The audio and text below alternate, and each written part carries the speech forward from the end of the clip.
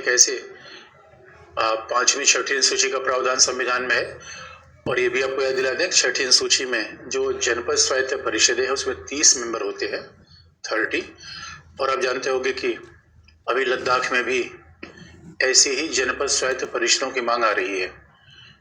तो ये current affair का विषय हो जाता है जो मूलतः, इसलिए अगर आपको बेसिक्स पता है, सैद्धांतिक बातें पता है, तो वर्तमान घटनाक्रम को आप उससे जोड़ सकते हो। तो लद्दाख में जब मांग की जा रही थी कि आखिर में छठी अनुसूची आ जाए, क्योंकि दोस्तों देखो, छठी अनुसूची में एक बात तो अच्छी है कि स्वायत्तता मिल जाती है। इसे कई बार आप देखोगे लोकतंत्र और विकास के साथ थोड़ा प्रॉब्लम आ जाती है। जरा हमारे पड़ोसी में चीन को देखो दोस्तों, दंदना के आगे निकल गया। अब लोकतंत्र में यह है सबको एक साथ लेना है, बड़ा मुश्किल होता है। अब सबको एक साथ लेने का मतलब है कि मेढक को तौलना तराजू में, और मेढक तो भाग जाता है।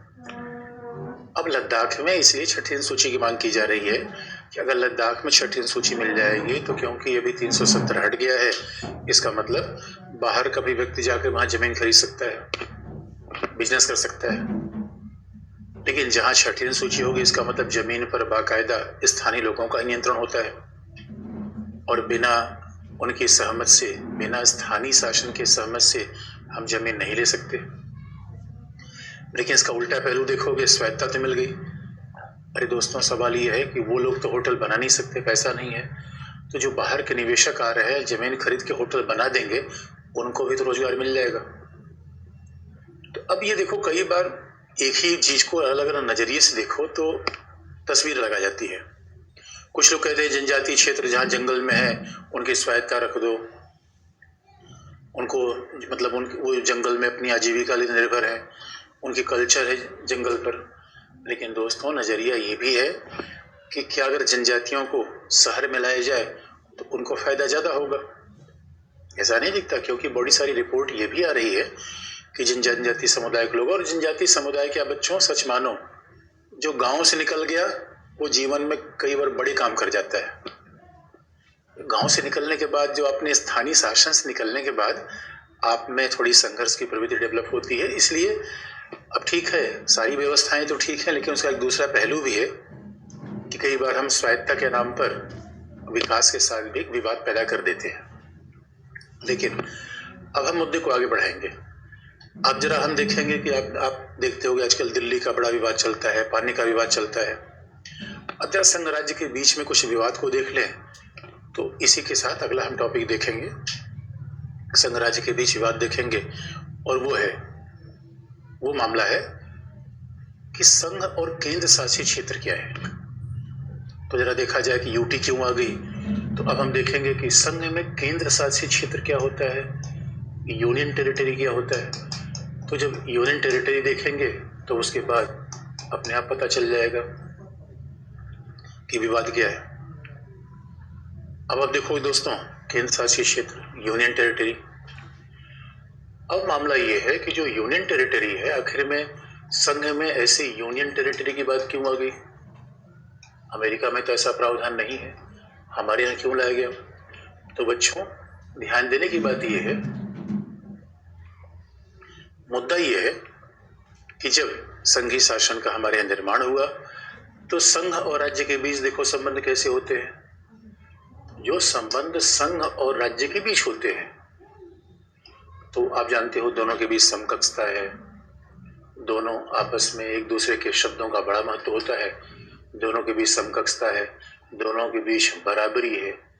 ये संघ और राज्य के बीच के आपसी संबंध है, दोनों के बीच समानांतर संबंध है, समकक्षता है, बराबरी है। लेकिन जो केंद्र शासित क्षेत्र है, इसका मतलब है संघ का जो शक्ति का विभाजन होता है वो राज्य के साथ लागू होता है। यानी जो पावर शेयरिंग है, संघ और राज्य के बीच जो शक्ति का बंटवारा है, वो राज्य के साथ लागू होता है, केंद्र शासित क्षेत्र के साथ नहीं। इसलिए जैसे ही आप आएंगे कि संघ का केंद्र शासित क्षेत्र के साथ क्या संबंध है, तो संघ के अधीन आ जाता है, केंद्र शासित क्षेत्र संघ के अधीन आ जाएगा। अब देखो, एक बड़ा अंतर आ गया, यानी पश्चिम बंगाल और दीदी और मोदी के बीच का संबंध समानांतर है, भगवंत मान और मोदी के बीच का संबंध समानांतर है, लेकिन जब केजरीवाल की बात आएगी तब तो वो संघ के अधीन है, क्योंकि यूटी है, यूनियन टेरिटरी है। इसका मतलब दोस्तों, संघ की यूटी के साथ कोई शक्ति की भागीदारी नहीं होती, यूटी समकक्ष नहीं है, यूटी बराबर नहीं है। तो फिर क्या होता है, संघ यूटी को शक्तियां देता है। इसलिए आप याद रखो, पावर शेयरिंग में और डेलीगेशन ऑफ पावर में फर्क होता है। पावर को प्रदत्त किया जाए और पावर को शेयर किया जाए। शेयर का मतलब भाई मैं बराबरी का हिस्सेदार हूं, और पावर को प्रदत्त करने का मतलब संघ सरकार क्या करता है, केंद्र शासित क्षेत्रों को पावर डेलीगेट करता है, प्रदत्त करता है, पावर डेलीगेट करता है।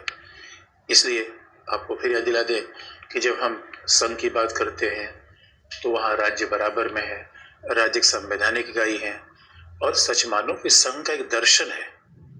और दर्शन का मतलब है कि विविधतापूर्ण राज्यों को एक साथ कैसे रखा जाए, भारत में लोकतंत्र के साथ कैसे हम क्षेत्रीय पहचानों को, भाषा को, कल्चर को सम्मान दें। इसलिए हमने संघ का निर्माण किया है, इसलिए हमने संघ का निर्माण किया है।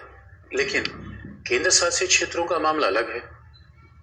केंद्र शासित क्षेत्र संघ के अधीन है, यानी कुल मिला के देखो एक संवैधानिक इकाई है, तो क्योंकि संविधान मूल लेख संवैधानिक इकाई है, लेकिन सही मायने में वो राज्य की हैसियत वाले नहीं है।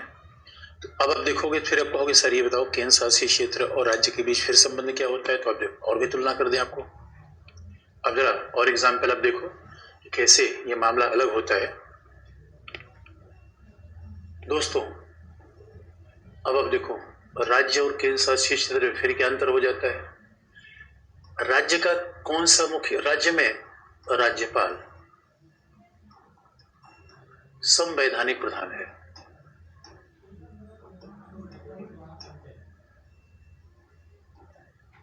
और केंद्र शासित क्षेत्र में,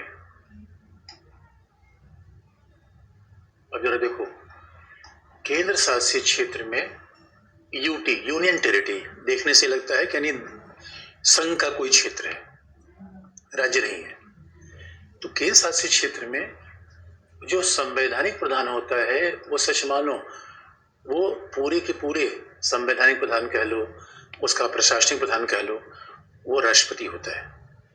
और राष्ट्रपति संवैधानिक प्रधान होता है तो स्वाभाविक रूप में प्रधानमंत्री वास्तविक प्रधान हो जाएगा। तो केंद्र शासित क्षेत्र का संवैधानिक प्रधान राष्ट्रपति होता है, और राष्ट्रपति किसी प्रशासक की नियुक्ति कर सकता है। राष्ट्रपति प्रशासक की नियुक्ति कर देता है, और वो कहीं प्रशासक कहलाता है, कहीं उपराज्यपाल कहलाएगा, लेफ्टिनेंट गवर्नर कहलाएगा। तो ये बाकायदा प्रशासक जो होता है वो राष्ट्रपति के प्रति उत्तरदायी होता है। पहली बात होगी। दूसरा देखोगे राज्य को 7वीं अनुसूची से स्वायत्त शक्तियां प्राप्त होती है। राज्य को 7th शेड्यूल से राज्य को स्वायत्त शक्तियां मिलती हैं।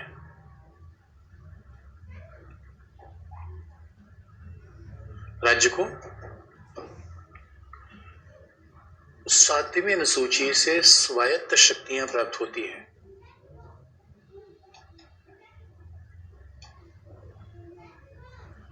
अनुसूची से स्वायत्त शक्तियां प्राप्त हो जाती है। इसका मतलब स्वायत्त का मतलब है दोस्तों, वो संघ पे निर्भर नहीं है। और निर्भर शब्द को ध्यान रखिए, स्वायत्त शक्तियां प्राप्त होती हैं, यानी निर्भरता और समकक्षता दोनों एक दूसरे के खिलाफ है। 7वीं अनुसूची से स्वायत्त शक्तियां किसको प्राप्त होती हैं? राज्य को। ये स्वायत्त है, यानी संघ पे निर्भर नहीं, सीधे संविधान से मिलती हैं। लेकिन केंद्र शासित क्षेत्रों की शक्तियां संसद से प्राप्त होती है, संविधान से नहीं। केंद्र शासित क्षेत्र की शक्तियां संसद से प्राप्त होती है, संविधान से नहीं। तो आप याद रखो, यानी संसद से प्राप्त होने का मतलब संघ सरकार से प्राप्त होती है। इसका मतलब दोस्तों, इसका मतलब है इन्हें सीधे शक्ति संविधान से नहीं मिलती। यही तो राज्यों के शासित क्षेत्र के बीच का अंतर हो गया। इसलिए आप देखोगे, अगर जिन केंद्र शासित क्षेत्रों में विधानसभा बना दी गई, जैसे कि हमारे यहाँ पुडुचेरी है, हमारे यहाँ दिल्ली है, विधानसभा बना दी गई। जिन केंद्र शासित क्षेत्रों में विधानसभा बना दी गई वहां भी उपराज्यपाल ही प्रशासक है।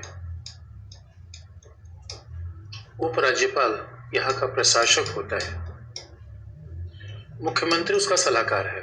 उपराज्यपाल प्रशासक होता है, इसलिए दिल्ली का बॉस है उपराज्यपाल, लेफ्टिनेंट गवर्नर, जबकि यहाँ पे मुख्यमंत्री प्रशासक होता है। राज्यों का प्रशासक मुख्यमंत्री होता है और राज्यपाल संवैधानिक प्रधान होता है। अच्छा, प्रशासक होने का मतलब क्या है? जो अधिकारियों की नियुक्ति करे। प्रशासक होने का मतलब है जो बाकायदा कोई योजना निर्माण करे। प्रशासक का मतलब होता है जो किसी योजना का निर्माण करे, नीति का निर्माण करे। अब इसका मतलब है दिल्ली में कौन सी शिक्षा नीति चलेगी, ये मूलतः उपराज्यपाल प्रशासक दिखता है। तो यहाँ मुख्यमंत्री प्रशासक नहीं होता, मुख्यमंत्री तो तरीके से उपराज्यपाल के साथ काम करता है, उपराज्यपाल के सहायक के रूप में काम करता है। ऐसा हमारे संविधान कहता है और ऐसा हमारा उच्चतम न्यायालय निर्णय में भी कहा है। जबकि यहाँ इसका मतलब इसीलिए आप देखोगे अभी बड़ा विवाद चल रहा है कि दिल्ली में अभी उच्चतम न्यायालय में विवाद इसी बात का है। केजरीवाल कह रहे हैं भाई हमें अधिकारियों की नियुक्ति का अधिकार तो दो, हमें अधिकारियों की नियुक्ति का अधिकार भी नहीं दे रहे हो। और क्योंकि हकीकत की बात यह है कि वो केंद्र शासित क्षेत्र के मुखिया है। अच्छा दोस्तों, आम जनता तो जानती ही नहीं कि यूटी और राज्य क्या है, और हमारे राजनेता बड़े होशियार होते हैं, वो बार बार कह देंगे देखो भाई सब मुख्यमंत्री को इतना अधिकार है, दिल्ली के मुख्यमंत्री के साथ भेदभाव किया जा रहा है। अब ये बात सुनने में ठीक लगती है, आम जनता सोची हाँ भाई ये तो अजीब सी बात है यार, योगी मुख्यमंत्री, केजरीवाल मुख्यमंत्री, मुख्यमंत्री तो मुख्यमंत्री। लेकिन नहीं दोस्तों, यूटी का मुख्यमंत्री आप समझ लो कि कम पावरफुल होता है। यूटी में बॉस तो उपराज्यपाल है, लेफ्टिनेंट गवर्नर है, इसे नाम भी रख दिया कि गवर्नर नहीं लेफ्टिनेंट, जिससे पता चले आधा गवर्नर है वो ऐसा राज्य जैसा गवर्नर नहीं है। इसलिए अब देखो, हमें राज्य की शक्ति में कोई परिवर्तन करना है, यहाँ पे क्या होगा, राज्य की शक्ति में परिवर्तन करना है तो संविधान संशोधन आवश्यक है।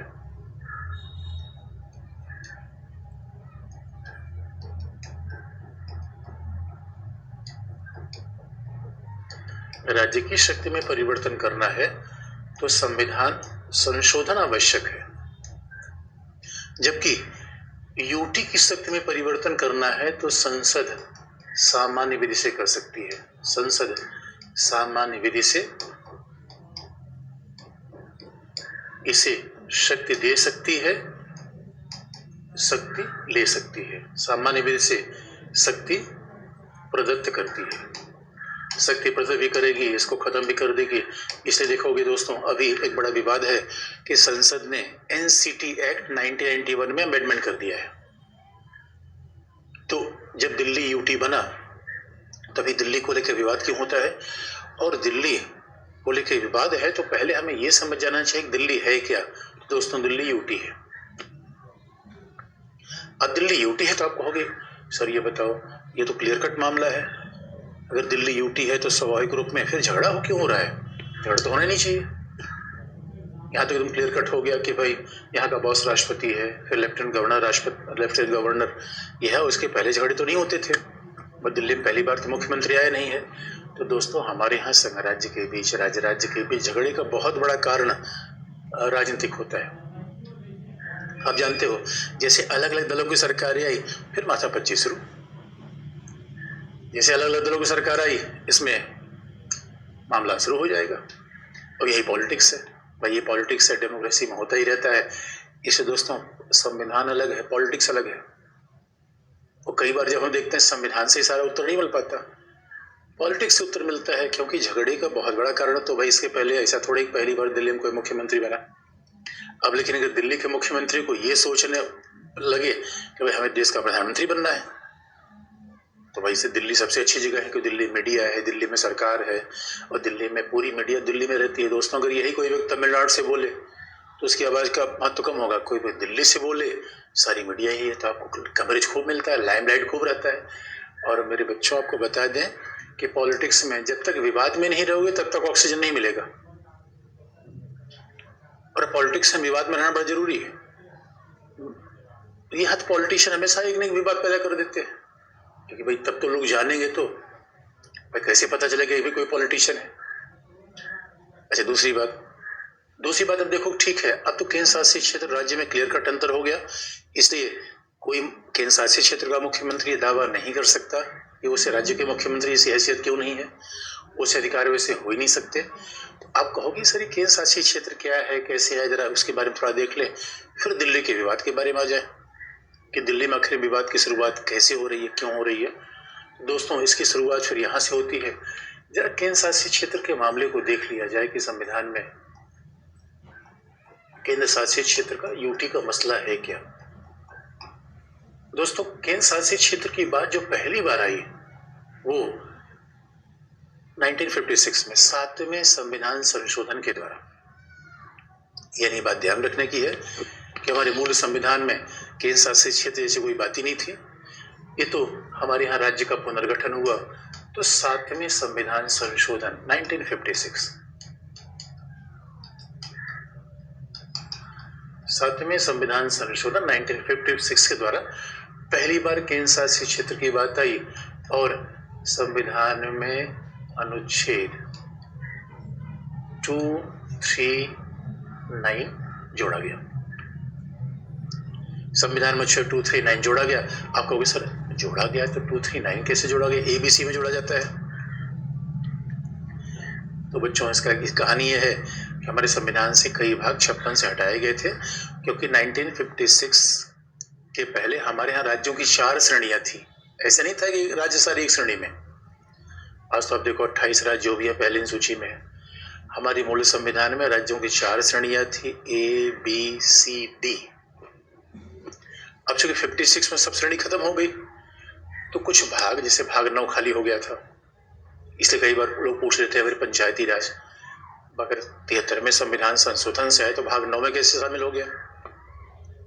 वही 73वें संविधान संशोधन से आ रहा है, उसे किसी और भाग में शामिल होना चाहिए, लेकिन खाली हो गया था 56 से ही।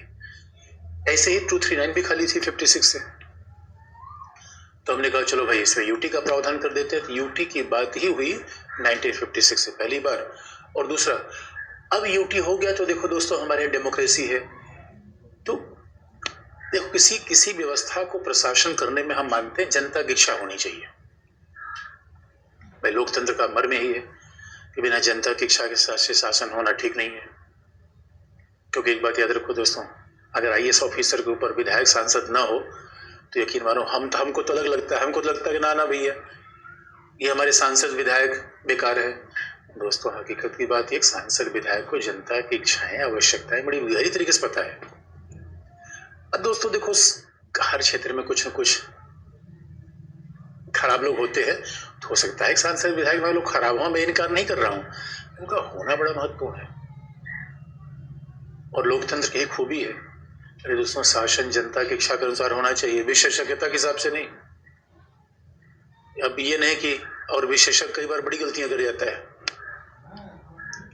विशेषज्ञ की समस्या होती है क्योंकि अपने ही नजरिए से देखता है। जैसे इंजीनियर को देखो, डॉक्टर को देखो, उनका नजरिया बड़ा दृष्टिकोण छोटा हो जाता है। मैं एक बार एक डॉक्टर के पास गया, मैंने कहा सर कि मुझे बुखार है, मुझे देखना, दवाई जरा दो। उन्होंने कहा भाई मैं तो चेस्ट का डॉक्टर हूँ, इसके ऊपर। हमने कहा अरे कमाल की बात है यार, इसके ऊपर के डॉक्टर तुम होते, नीचे डॉक्टर कौन होगा। अभी विशेषज्ञता की बात है, दांत का डॉक्टर अलग, कान का डॉक्टर अलग, अरे बॉडी तो एक ही है। इसलिए दोस्तों याद रखिए नेताओं का होना बड़ी जरूरत है क्योंकि उनको पता होता है कि भाई आम जनता की आवश्यकता की। और खास बात है नेता हर 5 साल में सत्ता में आएगा तब जब जनता की सहमति प्राप्त होगी। आईएएस अधिकारी के लिए बात जरूरी नहीं है। इसे अधिकारी बनने से पहले फजीयत है व्यवस्था में घुस जाओ, और व्यवस्था में घुस गए फिर कौन निकालता है दोस्तों। व्यवस्था में घुस गए तो निकाले कौन। इसलिए अब देखो बड़ा जरूरी, हमारी डेमोक्रेसी की बड़ी यही तो जवाबदेहिता है। अगर सोच के देखो हमारे यहाँ 5 साल की भर्ती वाली बात आ गई सेना में, 4 साल की भर्ती, लोग हंगामा कर 4 साल की नौकरी। वे सारे नेताओं की नौकरी 4 ही साल की है, 5 ही साल की है, उसके बावजूद लगे हुए हैं। इसे जनता की इच्छा का महत्व क्या होता है देखो। अभी नॉर्थ ईस्ट में चुनाव हुआ दोस्तों, सारे नेता उसे दौड़ रहे थे, ये बड़ी खास बात है। इसलिए अब ये हुआ कि भाई देखो प्रशासन जो यूटी है, अब यूटी का शासन केवल अधिकारी करे ये बात तो ठीक नहीं है। तो क्यों न इसमें जनता के शासन को बुलाया जाए। इसलिए फिर एक संविधान संशोधन हुआ और अनुच्छेद 239A जोड़ा गया और अभी कहा गया कि केंद्र शासित क्षेत्र में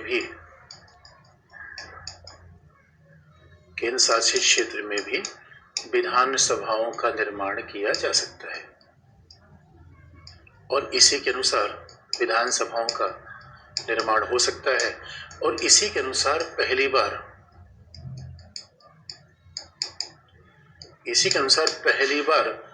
विधानसभा का निर्माण हुआ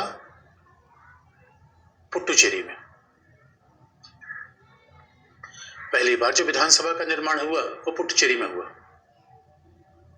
ये बड़ी इंटरेस्टिंग बात है कि पुडुचेरी में विधानसभा का निर्माण हो गया और यहीं से केंद्र शासित क्षेत्रों के बाद फिर विधानसभा होगा तो मुख्यमंत्री अपने आप हो जाएगा, मंत्रिपरिषद हो जाएगी।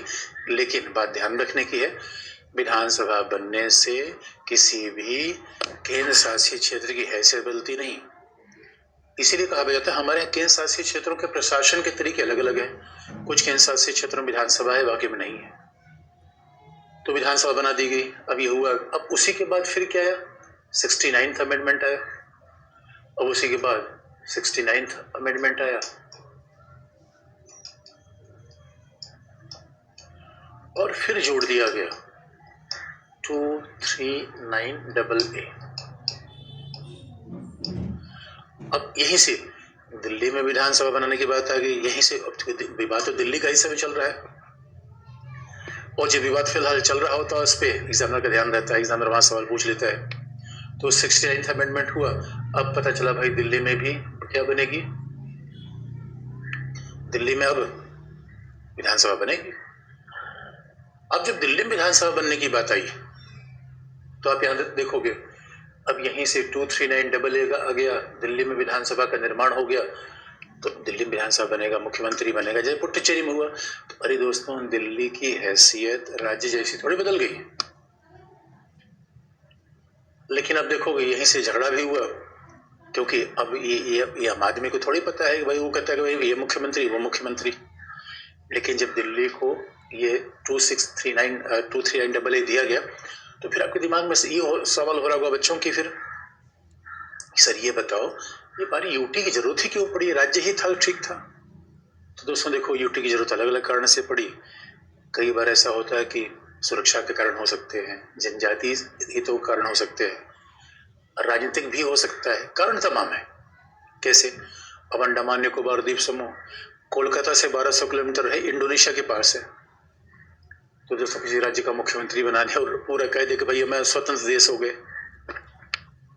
तो सुरक्षा का भी कारण हो सकता है, जनजातीय हित भी हो सकते हैं, इसलिए किसी क्षेत्र को यूटी बनाते हैं। दूसरी बात, अब देखो पंजाब हरियाणा तो अलग अलग राज्य बन गए, दोनों का चंडीगढ़ हमारा। अब सवाल है कि केंद्र शासित क्षेत्र, सरकार ने कहा यार चलो किसी का नहीं, केंद्र शासित क्षेत्र बना देते हैं, तो राजनीतिक कारणों से भी हो सकता है। और हिंदुस्तान में तो कई ऐसे केंद्र शासित क्षेत्र थे जिनको प्रमोट करके राज्य का दर्जा दे दिया गया। नॉर्थ ईस्ट में देखो दोस्तों, मेघालय, मिजोरम, अरुणाचल सब पहले केंद्र शासित क्षेत्र थे, राज्य का दर्जा दे दिया। पहली बार इतिहास में ऐसा हुआ कि कश्मीर एक राज्य था जिसको हमने बदल के केंद्र शासित क्षेत्र कर दिया। तो इसलिए हमने केंद्र शासित क्षेत्र बना दिया। लेकिन केंद्र शासित क्षेत्र का प्रशासन हर जगह अलग अलग है, क्योंकि आप देखते हो कि दिल्ली और जम्मू कश्मीर दो ऐसे केंद्र शासित क्षेत्र हैं जहां अपने उच्च न्यायालय है। दोस्तों, पंजाब और हरियाणा हाईकोर्ट का उच्च न्यायालय चंडीगढ़ में है, वो चंडीगढ़ का उच्च न्यायालय नहीं है, वो पंजाब हरियाणा का उच्च न्यायालय है। यानी दिल्ली और जम्मू कश्मीर दो ऐसे यूटी हैं जहां उनके अपने उच्च न्यायालय है। दिल्ली और पुडुचेरी दो ऐसी यूटी है जहां उनकी विधानसभा है। इसे प्रशासन में अंतर है और दिल्ली को कम शक्तियां प्राप्त है पुडुचेरी की तुलना में। कैसे? इसलिए बार बार कहा जाता है कि वो केंद्र शासित क्षेत्रों का प्रशासनिक ढांचा एक जैसा नहीं है। अब संविधान संशोधन तो हो गया, लेकिन आप जानते हो दोस्तों, इस संविधान संशोधन से ये कहा गया राष्ट्रीय राजधानी क्षेत्र दिल्ली। यानी एक बात जो ध्यान में रखने की है यूनियन यानी यूनियन टेरिटरी, ये नेशनल कैपिटल टेरिटरी है। इस मामले में दिल्ली का बड़ा महत्व है। बाकी दोस्तों, बाकी यूटी से अलग है ये। इन दिल्ली कैसा है जहां संसद है, दिल्ली कैसा है जहां राष्ट्रपति बैठता है, दिल्ली कैसा है जहां पे आप देखो अभी G20 की मीटिंग हो रही है, दुनिया कितने देशों के मुखिया है पधारे हुए। तो दोस्तों, दिल्ली में 150 देशों के दूतावास है, यहाँ के राजदूत बैठे रहते हैं। तो दिल्ली अपने आप में केवल एक केंद्र शासित क्षेत्र नहीं है, दिल्ली एक राष्ट्रीय राजधानी क्षेत्र है। इसलिए राष्ट्रीय राजधानी क्षेत्र की बात 239AA में की गई। तो संविधान में थोड़ी, आप जानते हो संविधान में सब कुछ तो लिखा नहीं जा सकता। अब इनके लिए ये हुआ कि भाई कानून, इनको क्या अधिकार दिया जाए, क्योंकि बात ध्यान में रखने के दोस्तों, राज्यों को तो सारे राज्य सूची के अधिकार मिल जाते हैं। अगर कल के लिए हमने नया राज्य तेलंगाना बना दिया तो उसको संघ को शक्ति देने की आवश्यकता थोड़ी है, तो सारी 7 सूची में राज्य सूची की शक्तियां मिल गई। यूटी के मामले में तो ऐसा नहीं होगा। यूटी के मामले में तो संसद को भी बनानी पड़ेगी, संसद को कहना पड़ेगा भैया ये अधिकार यूटी का है। और दिल्ली के लिए तो इस 69th अमेंडमेंट 239AA में कहा भी गया कि दिल्ली में मुख्यमंत्री होगा, मंत्रिपरिषद होगी। और ये बात भी कहा गया कि मंत्रिपरिषद की संख्या विधानसभा कुल सदस्य संख्या के 10% से अधिक नहीं होगी। ये बात इसलिए महत्वपूर्ण है कि बाकी देश में ये संख्या 15% है। बाकी राज्य में ये कहा गया है कि मंत्रिपरिषद की संख्या कितनी होगी, 15% से अधिक नहीं या 12 से कम नहीं।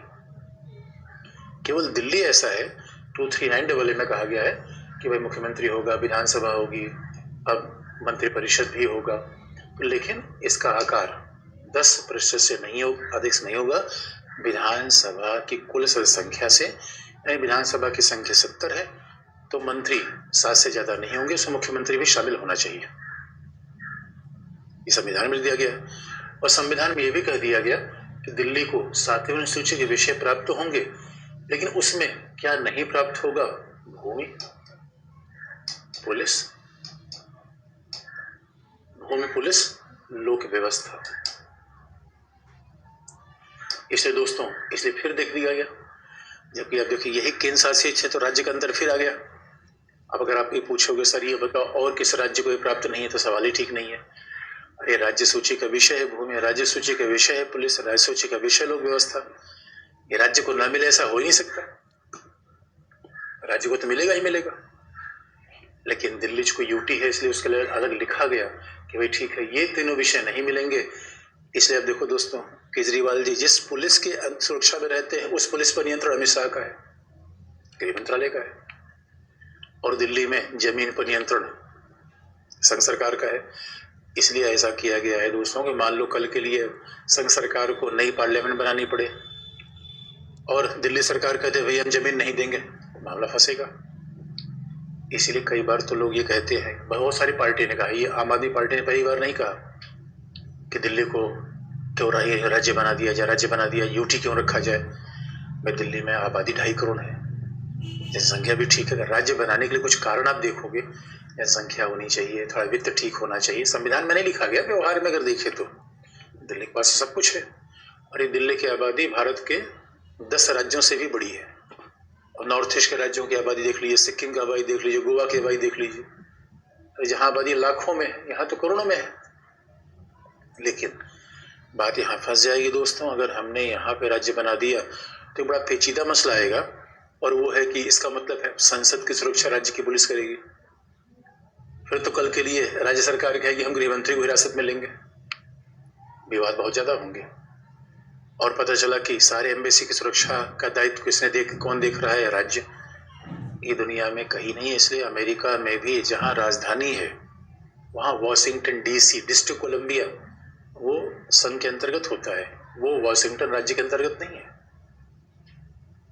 इसे राज्य की मांग करना यहाँ फिर एक नया विवाद पैदा करेगा। लेकिन संविधान संशोधन से सारी बात कही नहीं जा सकती। इसीलिए 1991 में पार्लियामेंट ने NCT एक्ट पारित किया। NCT act, national capital territory act राष्ट्रीय राजधानी क्षेत्र अधिनियम, तो 91 में संसद ने पारित किया, यही फर्क है। राष्ट्रीय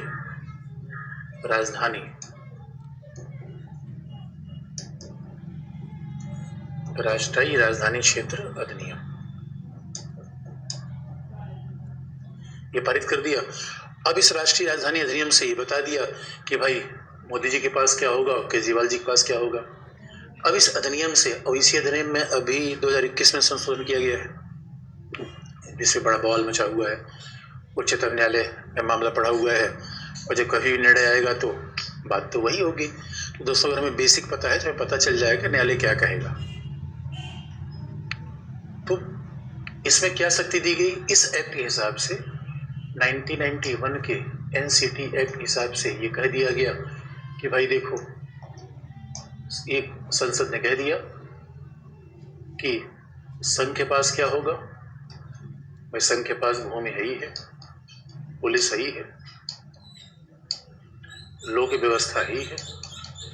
उसके अलावा ये तो संविधान में कह दिया गया। तो एक्ट में क्या कहा गया कि संघ के पास डीडीए होगा, दिल्ली विकास प्राधिकरण। संघ सरकार के पास डीडीए होगा, दिल्ली विकास प्राधिकरण होगा, पहली बात। और फिर संघ सरकार के पास पहला तो डीडीए होगा, और फिर दूसरा संघ सरकार के पास क्या होगा? एमसीडी, यानी ये है दिल्ली विकास प्राधिकरण, डीडीए।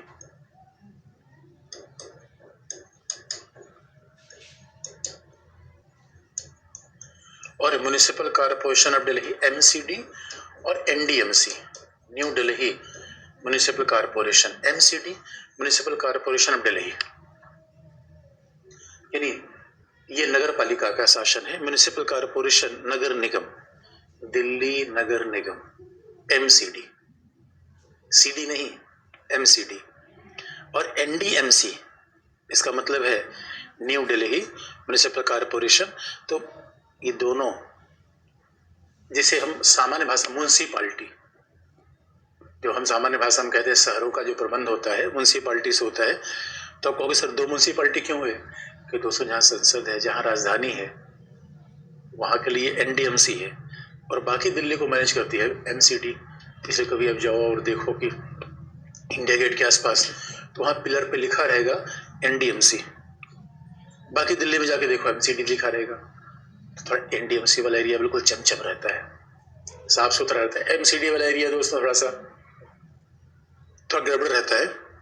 तो ये संघ सरकार को दे दिया गया, और फिर दिल्ली को क्या दिया गया? दिल्ली यूटी क्या दिया गया? इनको दे दिया गया भाई दिल्ली जल बोर्ड, ये राज्य को दे दिया गया। दिल्ली जल बोर्ड राज्य को दे दिया गया। दिल्ली परिवहन राज्य को दे दिया गया, यानी डीटीसी दिल्ली परिवहन। और फिर बिजली, ये राज्य को दे दिया गया। यूटी राज्य तो नहीं है, दिल्ली को दे दिया गया, ऐसे कहें कि दिल्ली को दे दिया गया। उसके अलावा शिक्षा मतलब स्कूली शिक्षा अपने विश्वविद्यालय में बना सकते हैं। शिक्षा और स्वास्थ्य का मतलब यहाँ दिल्ली विश्वविद्यालय न माना जाए, और नहीं एम्स। यानी शिक्षा का मतलब है कि 12th तक की शिक्षा। इसलिए आप देख रहे हो कि दिल्ली सरकार में काफी शिक्षा में अच्छा काम भी किया है। तो ये बात सच है कि और स्वास्थ्य में, शिक्षा स्वास्थ्य में दिल्ली सरकार ने अच्छा काम किया है, तो इसको तो सब लोग मानते हैं। और स्वास्थ्य का मतलब है कि यहाँ भाई दो किस्म के हॉस्पिटल है, एक तो एम्स है। तो आप पूछोगे सर एम्स भी दिल्ली सरकार का नियंत्रण है? नहीं, एम्स तो मोदी जी के पास है, एम्स मोदी जी के पास है। और इधर जो स्कूली शिक्षा किसके पास है? वो दिल्ली सरकार के पास है। दिल्ली विश्वविद्यालय मोदी जी के पास है। जेएनयू संघ सरकार के पास है। तो ये सब बट गया। तो आप कहोगे सर ये बताओ, जब सब कुछ बटा हुआ है, क्लियर कट है, तो झगड़ा कहाँ है? पहले तो दोस्तों ये झगड़ा था, पहले दिल्ली सरकार ये झगड़ा करती थी, नया राज्य लेंगे। न्यायालय ने कह दिया कि दिल्ली को राज्य का दर्जा नहीं दिया सकता, क्योंकि यहाँ समस्या बढ़ेगी, क्योंकि ये राष्ट्रीय राजधानी क्षेत्र है, ये कोई सामान्य यूटी नहीं है। इसलिए मैंने कहा अगर पुडुचेरी को देखो, पुडुचेरी को शक्तियां ज्यादा हैं, क्योंकि पुडुचेरी के शासित क्षेत्र को भूमि, पुलिस, लोक व्यवस्था सब पे नियंत्रण है, जबकि यहाँ पे नहीं है। अब अभी जो मामला फंसा हुआ है दोस्तों, अभी मामला ये है जो एनसीटी एक्ट में संशोधन किया गया है उसके हिसाब से तो दिल्ली सरकार को प्रशासनिक अधिकारियों के तबादले या नियुक्ति का भी अधिकार नहीं होगा। अब यहाँ थोड़ा विवाद का विषय है और इसी बात को न्यायपालिका, पहले तो लड़ाई ये हो रही थी और आपको ये भी याद दिला दे, अगर यूटी और केंद्र शासित क्षेत्र और संघ के बीच का विवाद हो जाए तो इसे संघीय विवाद नहीं कहेंगे बच्चों। संघीय विवाद में संघ या राज्य होना चाहिए। बिहार यूपी का झगड़ा संघीय विवाद होगा, बंगाल बिहार का झगड़ा, बंगाल बिहार और संघ का झगड़ा, ये संघीय विवाद है। यूटी राज्य नहीं है और जहां राज्य नहीं है वहां संघीय विवाद नहीं होगा, इसलिए विवाद उच्च न्यायालय गया था। हाँ, उच्च न्यायालय के निर्णय के बाद अब उच्चतम न्यायालय में जा सकते हैं, जबकि संघीय विवादों को हल करने के लिए हम सीधे उच्चतम न्यायालय जाते हैं। ये ध्यान रखना जरूरी है। इसलिए आप कहोगे कि विवाद कहाँ पे है, तो अभी अधिकारियों की नियुक्ति पोस्टिंग पे है और आप पूछोगे बच्चों की आखिर में क्या होना चाहिए। देखो दोस्तों, हकीकत की बात ये है कि देखो, जब विधानसभा है, निर्वाचित सरकार है, तो उसको तो अधिकार होना चाहिए कि कम से कम अपने अधिकारियों की नियुक्ति कर सके। भैया तो हम निर्वाचित सरकार ने बनाए, अब मुख्यमंत्री और मंत्रिपरिषद हमने बना ही दिया तो इतना अधिकार उसको देना चाहिए। लेकिन सवाल ये है कि इसमें दिल्ली सरकार भी तो नहीं दोषी है, ऐसा नहीं केवल संघ सरकार ही दोषी है, क्योंकि दोस्तों दोनों हाथ से ताली बजती है। अब ऐसा थोड़ा एक तरफ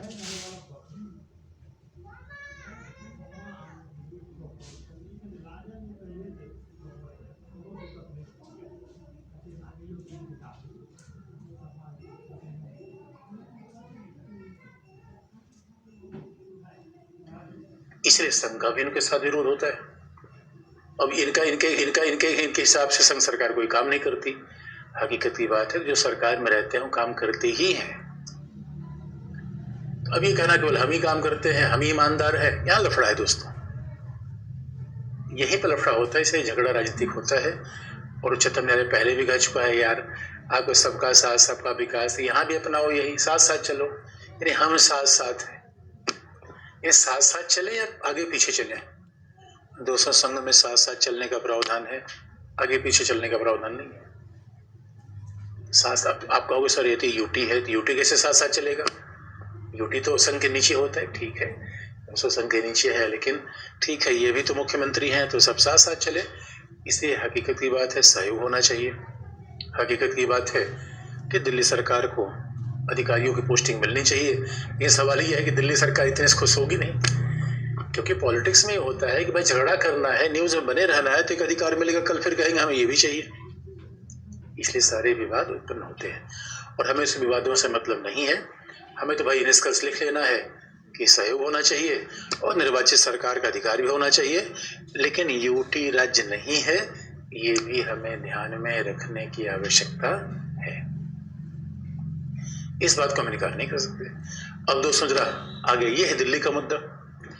अब जरा अगला मुद्दा देख लें, पानी का झगड़ा। पानी का झगड़ा देखें, फिर नए राज्यों के निर्माण की तरफ चले। अब दोस्तों एक जरा देखें जल विवाद।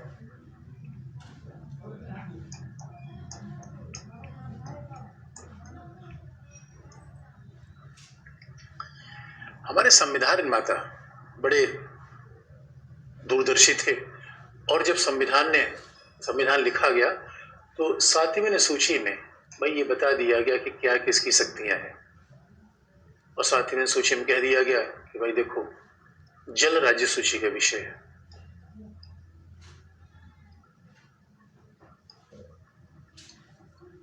जल राज्य सूची का विषय है, लेकिन यह भी सही बात है कि संघ के लिए कहा गया कि कहीं जल का प्रबंध करना हो, जल का विनियमन करना हो, तो जल का प्रबंध संघ का विषय कर दिया गया। इसलिए देखो चीजें काफी मिलती जुलती हैं, तो इसलिए कहा जाता है संघ राज्य के बीच हार्मोनियस कंस्ट्रक्शन, सामंजस्यपूर्ण सिद्धांत। और संयोग की बात है, 7वीं सूची में जब मामला क्लियर कट है तो मामला कहाँ रहा है? जल का विवाद संघ और राज्य के बीच नहीं है, राज्य के बीच है। अब ये भी अब कमाल की बात देखोगे। इसलिए दोस्तों, जो राज्य हमेशा आरोप लगाते रहते हैं संघ भेदभाव कर रहा है, अरे भैया राज्य से ही क्यों लड़ रहे हो? इसका मतलब फिर दोस्तों पॉलिटिक्स। ये अजीब सी बात है। राज्य कई बार राज्य को लेकर लड़ जाते हैं, इसलिए हम आगे दोस्तों आपको अनुच्छेद 3 बताएंगे। राज्यों के पुनर्निर्माण के साथ जब अनुच्छेद 3 रखा गया इसीलिए कि संघ जिसको चाहे जमीन दे दे, भूभाग दे दे, इधर की जमीन उधर कर दे, काट दे, जोड़ दे, लेकिन ये पानी के मामले में नहीं। पानी के मामले में राज्यों को शक्ति दे दी गई। अभी देखिए कैसा सिर फुटबॉल किए हुए हैं आपस में कि WWE गेम बना देते हैं पॉलिटिक्स को।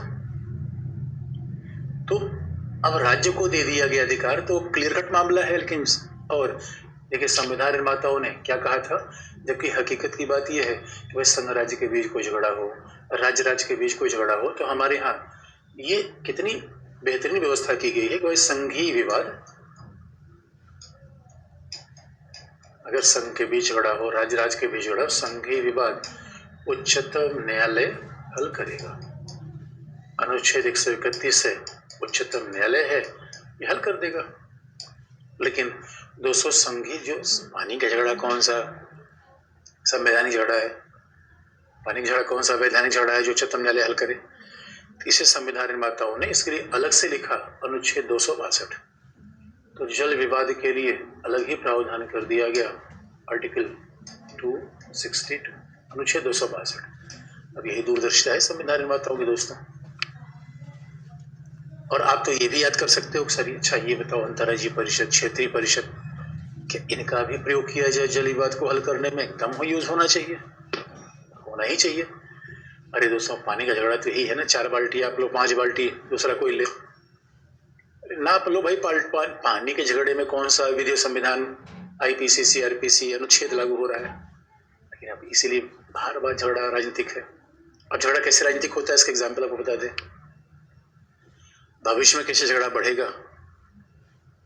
और इसलिए दोस्तों भारत में छोटे राज्यों का निर्माण करना जितनी सुविधा देता है उससे ज्यादा सुविधा भी देता है। जैसे ही आंध्र और तेलंगाना अलग अलग हुए, पानी का झगड़ा शुरू। जैसे ही पंजाब हरियाणा अलग अलग हुए, पानी का झगड़ा शुरू। और हकीकत की बात तो है कि देखो कई कैसे पॉलिटिक्स होती है, इसका एग्जाम्पल आपको बता दें। पॉलिटिक्स, संविधान थोड़ा देर तक, संविधान को समझना है दोस्तों, पॉलिटिक्स समझो तभी तो बात बनेगी। अब पॉलिटिक्स देखो, पंजाब में आम आदमी पार्टी सरकार। और हकीकत की बात यह है कि जब पंजाब हरियाणा 2 अलग अलग राज्य बने तो पंजाब पानी के मामले में बड़ा संपन्न है, उसके पास 5 नदियां हैं। हरियाणा को एक ही नदी मिली, यमुना। अब समझौता ये हुआ था, इसलिए पंजाब सतलज नदी का पानी हरियाणा को देगा। अब सवाल है सतलज नदी का पानी हरियाणा में यमुना से जोड़ा जाएगा। इसके लिए पंजाब को अपने क्षेत्र में नहर बनानी पड़ेगी और हरियाणा को अपने क्षेत्र में। तो जैसे ये समझौता हुआ तो हरियाणा ने नहर खोद खाद के रख दिया। आज तक उस नहर में पानी नहीं आया क्योंकि पंजाब ने नहर खोदा भी, नहर पाटा भी, पानी छोड़ा नहीं। अब मामला गड़बड़ कैसे हो सकता है? अब देखो आम आदमी पार्टी की सरकार दिल्ली में, आम आदमी पार्टी सरकार पंजाब में, बीच में हरियाणा में बीजेपी सरकार। अब सवाल है जब हरियाणा को पंजाब से सही पानी नहीं मिलेगा तो हरियाणा दिल्ली को पानी कैसे देगा? ये पॉलिटिकल डिस्प्यूट है जो रह रह के उभर जाता है। इसलिए अब मूल झगड़ा राजनीतिक होता है। लेकिन अनुच्छेद 262 में लिख दिया गया कि संसद, अनुच्छेद 262 में लिख दिया गया कि संसद विधि के द्वारा जल के प्रयोग, वितरण, जल के प्रयोग वितरण के संबंध में विधि का निर्माण करेगी और संसद इसे उच्चतम न्यायालय में जाने से भी प्रतिबंधित कर सकती है। यानी जल का प्रयोग कैसे हो, वितरण कैसे, उपयोग कैसे हो, बंटवारा कैसे हो, ये सब इसके बारे में संसद विधि का निर्माण करेगी। और उसके लिए संसदीय विधि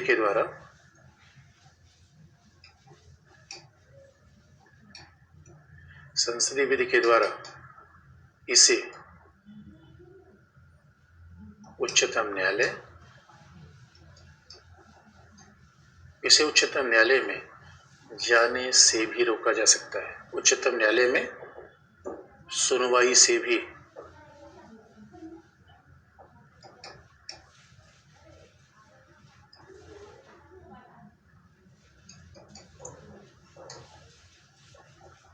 प्रतिबंधित किया जा सकता है।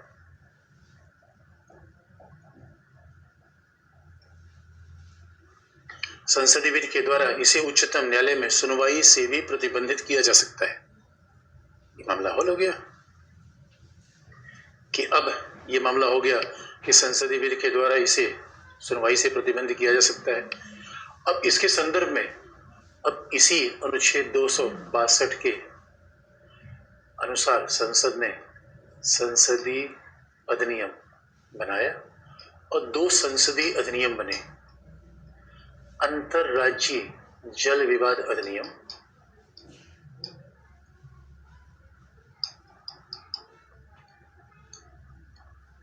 अंतरराज्यीय जल विवाद अधिनियम 1956 और रिवर बोर्ड एक्ट और रिवर नदी बोर्ड एक्ट, नदी बोर्ड अधिनियम, रिवर बोर्ड अधिनियम। और संयोग की बात है दोस्तों, रिवर बोर्ड अधिनियम तो आज तक नहीं बना। हाँ, अंतरराज्यीय जल विवाद अधिनियम बन गया, तो संसद ने बना दिया, और रिवर बोर्ड एक्ट तो आज तक नहीं बन पाया। अब रिवर बोर्ड का मतलब था किस तरीके से बोर्ड बनाया जाए जिससे कम से कम नदियों का पानी संरक्षित किया जाए, उसमें सहयोग किया जाए। तो हमारे यहाँ बंटवारे पर ज्यादा ध्यान है दोस्तों, भले ही घर में कुछ हो ना हो, बांटने पे ही सब लोग लगे हुए हैं। अरे पानी रहेगा तब तो बांटोगे, और पानी का झगड़ा होता है, सारा पानी समुद्र में चला गया लड़ाई के चक्कर में। और ये भी आप देखो, पानी का मुद्दा बड़ा सेंसिटिव होता है। ये राजनेता पानी के मुद्दे को, पानी का मुद्दा, जाति का मुद्दा, धर्म का मुद्दा, तो इसी पे तो वोट लोग देते हैं। अब किसी को क्या समझ में आ जाएगा, जीडीपी बढ़ गई, जीडीपी बढ़ गई, ये तो पढ़े लिखे लोगों की बातें हैं। तो भारत में सड़क बनाकर, रेल बनाकर चुनाव बहुत कम जीता जाता है। वो लोग समझ में नहीं आता, विकास के तो मतलब अलग अलग है। आधे एक आदमी कहेगा भैया हमारे घर के सामने तो हैंडपंप लगा नहीं, तो हमें क्या पता देश का विकास क्या हुआ। अब लोग, हमारे घर में किसी की सरकारी नौकरी लगी नहीं, तो हमें क्या पता विकास क्या हुआ। विकास है अपना कर लो। इसे दोस्तों विकास के नाम पर चुनाव जीता जाता है, ये तो बड़ा विवाद का विषय है। लेकिन लोग जीत भी जाते हैं, ऐसा नहीं है। अब जो संसदीय अधिनियम 1956 बना, उसमें है क्या, उसमें प्रॉब्लम क्या है। अब ठीक है, जो संसदीय अधिनियम 1956 बना, उसमें क्या व्यवस्था की गई। तो दोस्तों व्यवस्था ये थी, पहला इसमें था कि विवाद में शामिल पक्ष यानी संघ सरकार के द्वारा अधिकरण गठित किया जाएगा।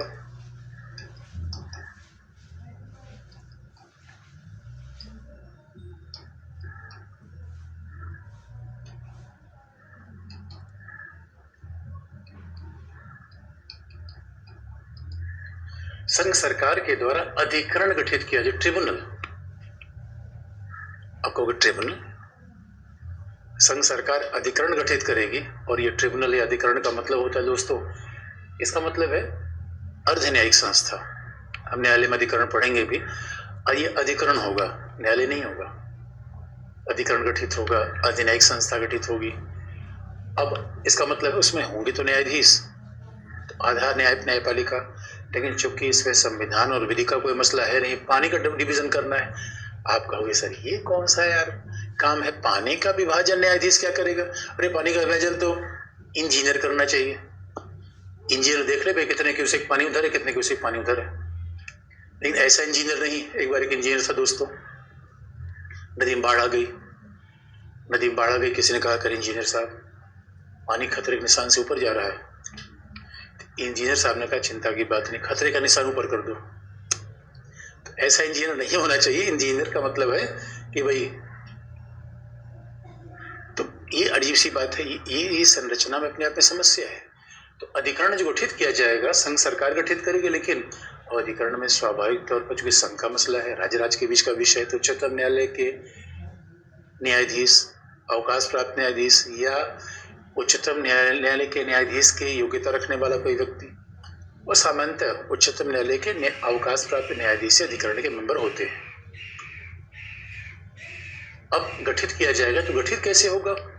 इसके लिए राज्य अनुरोध करेंगे।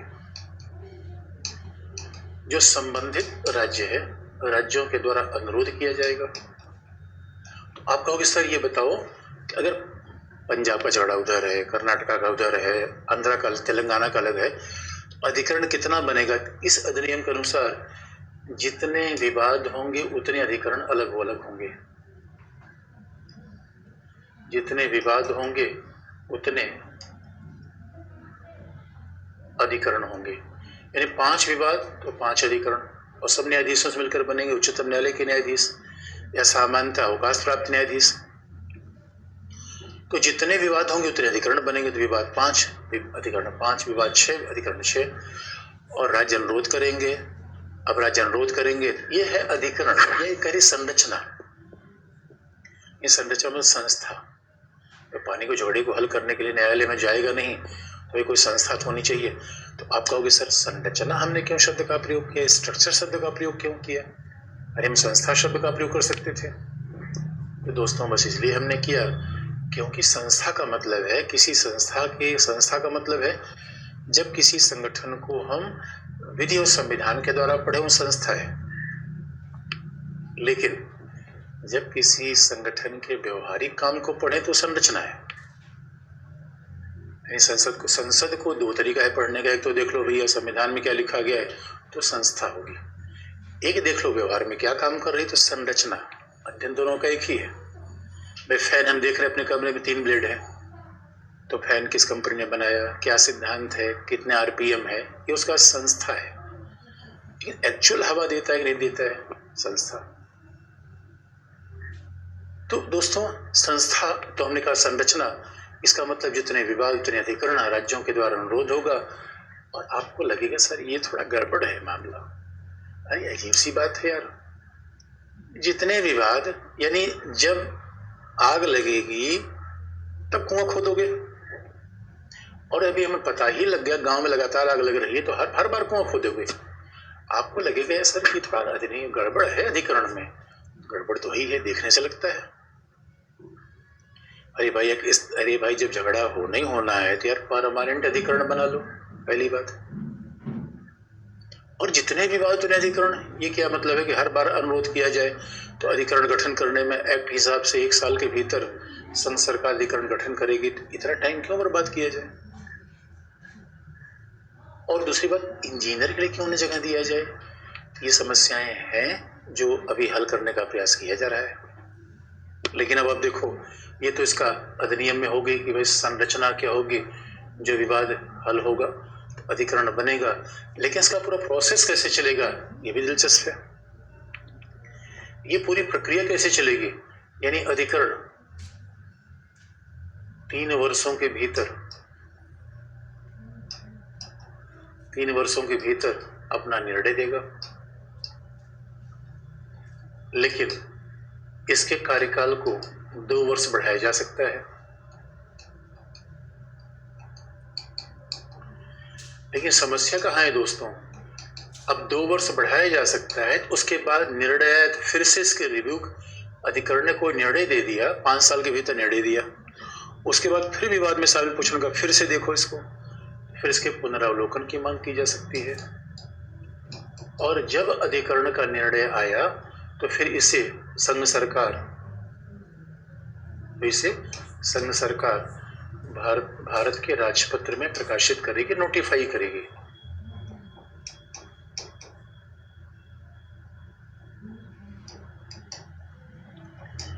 भारत के राजपत्र में प्रकाशित करेगी, नोटिफाई करेगी।